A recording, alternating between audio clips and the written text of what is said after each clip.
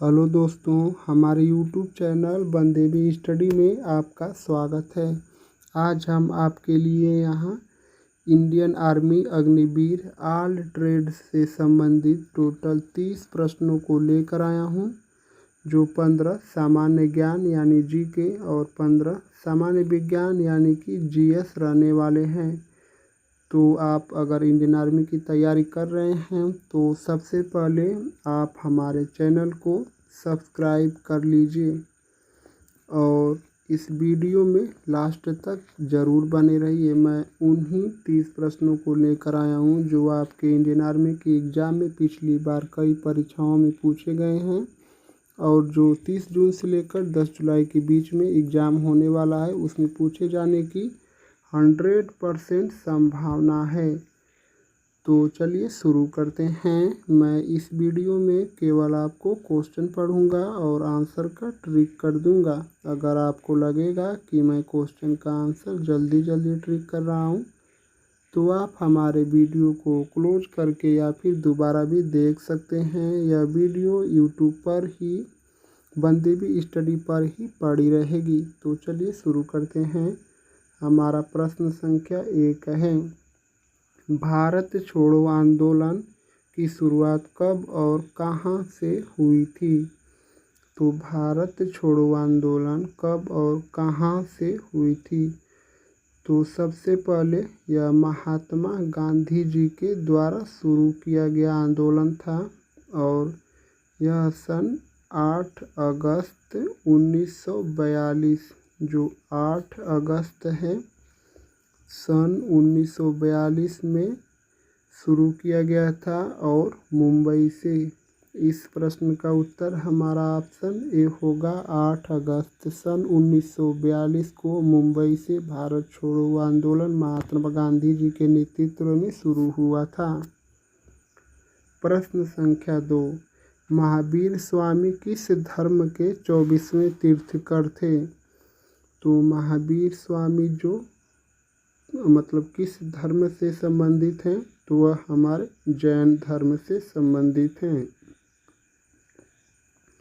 और महात्मा जो बुद्ध हैं, यह हमारे महात्मा जो बुद्ध बौद्ध धर्म से संबंधित हैं। इस प्रश्न का उत्तर हमारा ऑप्शन सी होगा। जैन धर्म के 24वें तीर्थंकर महावीर स्वामी जी थे।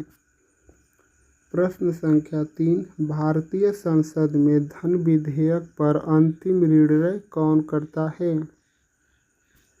भारतीय संसद में अंतिम निर्णय धन विधेयक पर कौन करता है? तो वह जो है हमारी लोकसभा। धन विधेयक पर सबसे अंतिम निर्णय लोकसभा करती है। इस प्रश्न का उत्तर हमारा ऑप्शन सी होगा, लोकसभा। प्रश्न संख्या 4, भारतीय राष्ट्रीय कांग्रेस के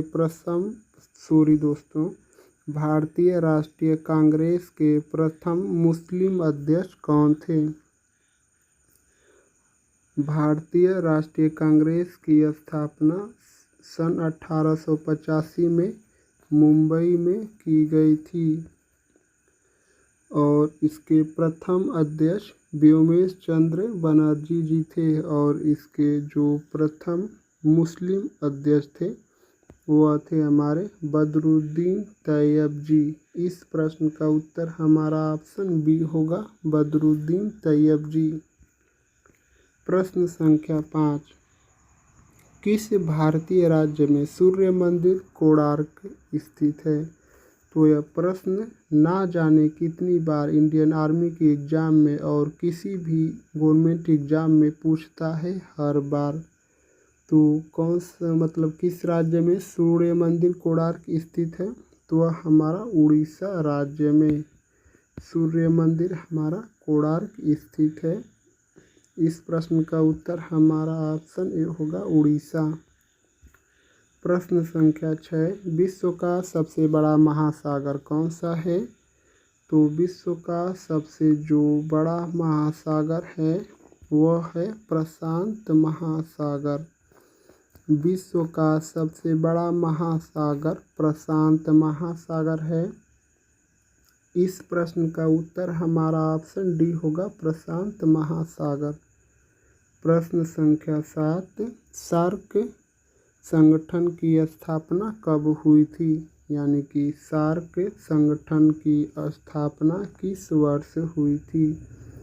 सार्क संगठन की स्थापना हमारी सन 1985 में हुई थी। और आप लोग कुछ और भी लिख लीजिए। सेबी की स्थापना हमारी सन 1988 में हुई थी। और WTO, इधर से मैं लिख देता हूँ, WTO और सेबी की स्थापना सन 1988 में और WTO की स्थापना सन 1995 में और सार्क की जो स्थापना है सन 1985 में हुई थी। इस प्रश्न का उत्तर हमारा ऑप्शन बी होगा, 1985। और इसका अर्थ है वर्ल्ड ट्रेड ऑर्गेनाइजेशन यानी कि विश्व व्यापार संगठन की स्थापना 1995 में हुई थी। और central exchange board of India यानी कि सेबी की स्थापना 1988 में हुई थी। प्रश्न संख्या 8, भूकंप की तीव्रता मापने के लिए कौन सा पैमाना उपयोग में लाया जाता है?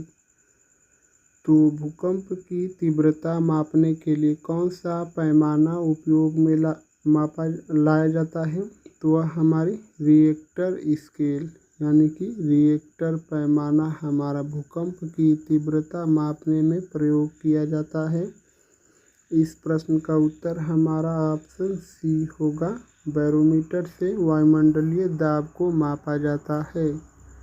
प्रश्न संख्या 9, भारत में योजना आयोग को किस वर्ष भंग किया गया था? तो भारत में योजना आयोग की स्थापना सन 1950 में की गई थी और इसके स्थान पर वर्तमान में नीति आयोग हो गया है।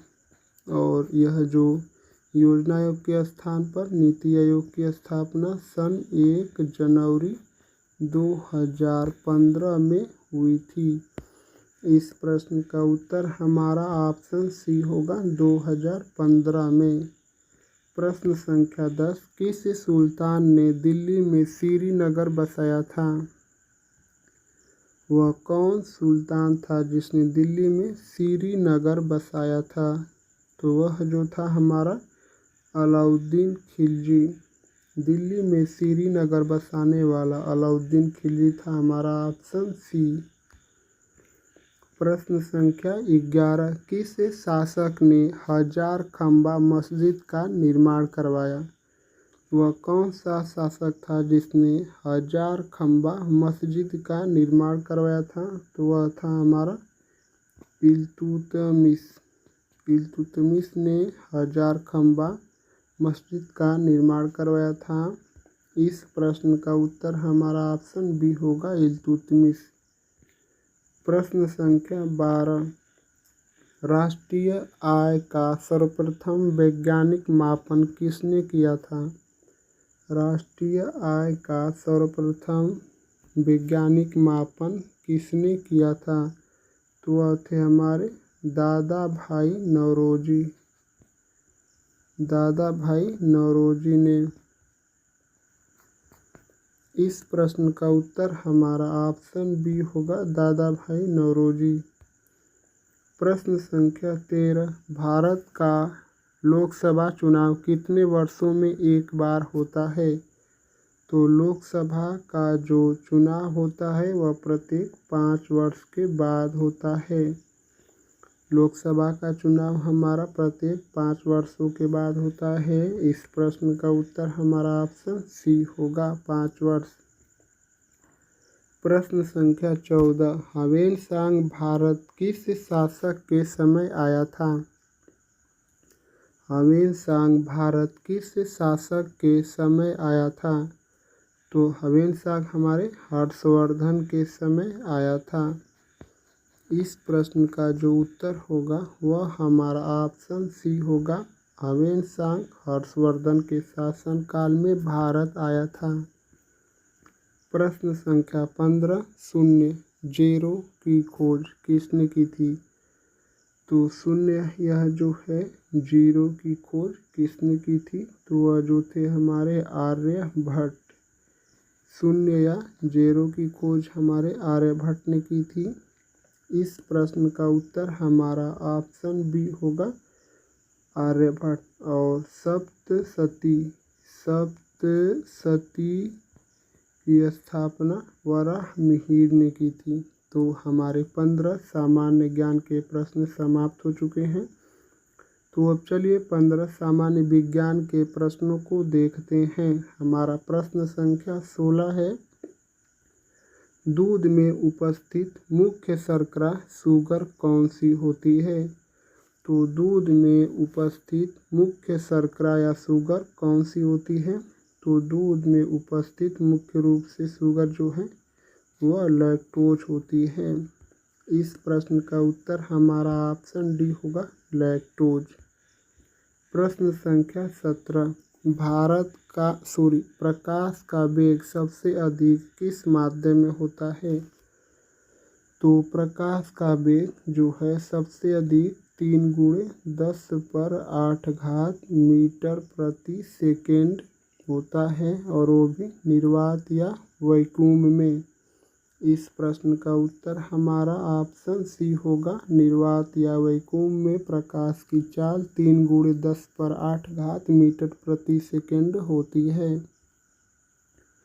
प्रश्न संख्या 8 रक्त का पीएच मान सामान्यतः कितना होता है? तो रक्त का पीएच मान सामान्यतः 7.4 होता है और जो रक्त है वह हमारा हल्का क्षारीय होता है। इस प्रश्न का उत्तर हमारा ऑप्शन सी होगा 7.4। प्रश्न संख्या 19 विटामिन B12 का रासायनिक नाम क्या है? विटामिन B12 का जो रासायनिक नाम है वह क्या है? तो विटामिन B12 का रासायनिक नाम हमारा साइनोकाइलिन है। विटामिन B12 का रासायनिक नाम साइनोकाइलिन है और इसमें विटामिन B12 में मुख्य रूप से कोबाल्ट पाया जाता है। तो इस प्रश्न का जो उत्तर है वह हमारा ऑप्शन सी होगा साइनोकाइलिन। प्रश्न संख्या 20 मानव शरीर में सबसे बड़ी अंतःस्रावी ग्रंथि कौन सी है?